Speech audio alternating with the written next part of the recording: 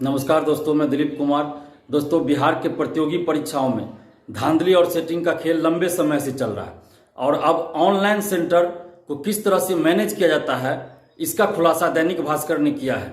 और इस खुलासे के बाद ये बात अब साबित हो चुकी है कि बिहार के प्रतियोगी परीक्षाओं में धांधली सेटिंग बड़े पैमाने पर होती है। ऑफलाइन में तो होती ही थी, ऑनलाइन में भी अब धांधली सेटिंग बहुत बड़े पैमाने पर हो रही है। हम लोग 2 साल पहले से ही इन बातों का जिक्र करते आ रहे हैं कि ऑनलाइन सेंटर को खरीदा जाता है, बाहर से ही क्वेश्चन को सॉल्व कराया जाता है। जहां जहां सेंटर दिया जाता है ऑनलाइन सेंटर, उस सेंटर को ही मैनेज कर लिया जाता है। और सेंटर में अभ्यर्थी मौजूद तो होते हैं, लेकिन उनका आंसर जो है कहीं और से तैयार होता है और वहीं से आंसर क्लिक कर दिया जाता है, आंसर बता दिया जाता है, आंसर दे दिया जाता है। और इसका खुलासा अब दैनिक भास्कर ने किया है। तो ये बहुत चिंता का विषय है।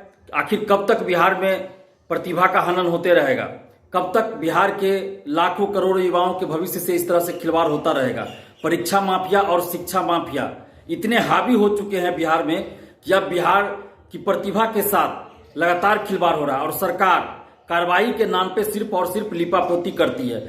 जितने भी ऑनलाइन सेंटर चलते हैं, अधिकतर, मैं ये नहीं कह रहा हूं कि सभी के सभी धांधली सेटिंग में संलिप्त रहते हैं, लेकिन अधिकतर 90% सेंटर जो ऑनलाइन सेंटर है वो धांधली सेटिंग में संलिप्त रहते हैं।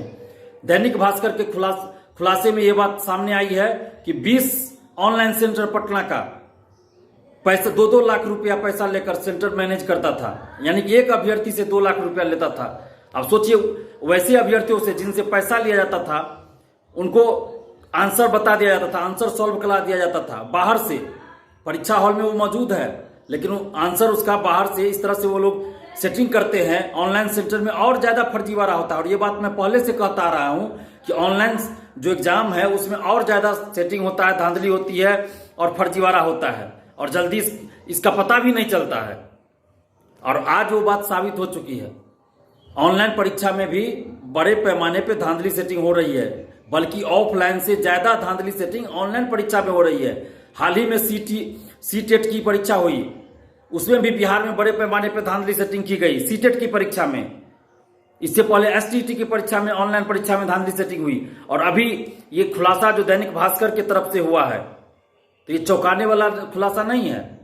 ये हम लोग पहले से ही इस सब चीज का जिक्र करते रहे, बस सरकार इस चीज को नहीं एक्सेप्ट करती है और सरकार कार्रवाई नहीं करती है। और कुछ लोग ऐसे होते हैं जो बार बार सबूत की मांग करते हैं। तो अब कितना सबूत हम लोग दें? ऑफलाइन एग्जाम में पेपर लीक हुआ, बीपीएससी, बीएसएससी, दरोगा, सिपाही सबका। अब ऑनलाइन परीक्षा में इस तरह से परीक्षा माफिया और शिक्षा माफिया खेल रहे हैं, तो कहीं ना कहीं इन लोगों को इन परीक्षा माफिया और शिक्षा माफियाओं को बड़े बड़े नेताओं का संरक्षण प्राप्त है। और यही वजह है कि ये लोग इतने बड़े पैमाने पर धांधली सेटिंग करते हैं। बिहार के युवाओं के लिए चिंता का विषय है। बिहार के लाखों करोड़ों युवाओं के भविष्य से खिलवाड़ किया जा रहा है। अब सोचिए कि जो लोग पैसा देके धांधली सेटिंग करके प्रतियोगी परीक्षा पास करके नौकरी लेंगे, क्या वो ईमानदारी से अपने कर्तव्यों का निर्वहन करेंगे, अपनी जिम्मेवारियों का निर्वहन करेंगे? कभी नहीं। इसलिए ये धांधली सेटिंग रुकनी चाहिए और सरकार इन लोगों को कहीं ना कहीं संरक्षण दे रही है। अगर सरकार संरक्षण नहीं दे रही होती तो ऐसे शिक्षा माफियाओं और परीक्षा माफियाओं पे सख्त कानूनी कार्रवाई अगर सरकार करती तो आज ये नौबत नहीं आती कि इस तरह से धांधली सेटिंग चरमोत्कर्ष पे पहुंच जाता।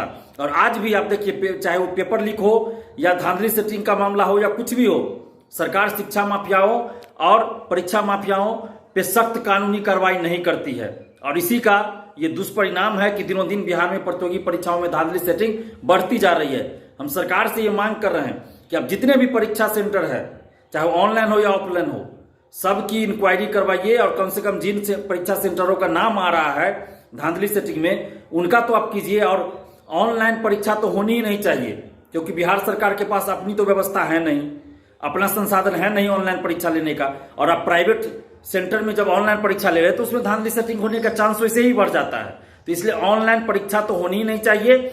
और जितने भी परीक्षा माफिया हैं, शिक्षा माफिया हैं, उन सब को अरेस्ट करके कठोर कानूनी कार्रवाई करिए और जेल के अंदर भेजिए। अगर सरकार ऐसा नहीं करती है तो इसका मतलब है कि सरकार इन शिक्षा माफियाओं को संरक्षण दे रही है और बड़े बड़े नेताओं का संरक्षण प्राप्त है।